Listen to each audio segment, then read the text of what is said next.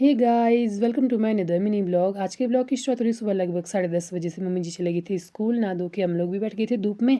मौसम वैसे तो साफ था लेकिन हल्के हल्के से बादल आना भी शुरू हो गए थे। और सामने वाली पहाड़ियों में तो अभी भी बहुत ज़्यादा बर्फ़ बची ऊपर हाइट में। हमारे गाँव के आसपास तो अब खाने के लिए भी बर्फ़ नहीं बची है। अब थोड़ा दूर जाना पड़ता है, अगर बर्फ़ खानी हो तो थोड़ा दूर जाना पड़ता है बर्फ़ लाने के लिए। और फिर आगे हम लोग यहाँ थोड़ी देर खेल लेने के साथ पकड़म पकड़ाई। तो हम अभी 4 ही खेल रहे थे क्योंकि मधु गई थी अभी घर, क्योंकि उसने मेहमानों के लिए चाय बनानी थी। थोड़ी देर बाद आ गई थी वो भी वापस। और हेमराज जोरी ऊपर बैठे हुए थे धूप में। फिर आ गई थी मधु भी, फिर ये भी हमारे साथ थोड़ी देर खेली छुपन छुपाई।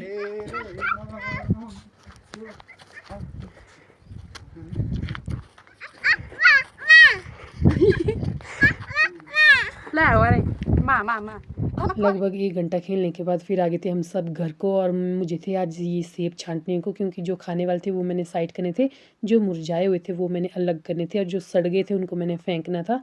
वो काम मैंने कंप्लीट कर दिया। और मम्मी जी लेके आए थे साग, और फिर मम्मी जी ने धो के भी रखा था साग। अब मेरी बारी थी, इसको सिर्फ काटना था मुझे, तो फिर लगी मैं यहाँ धूप में ही काटने।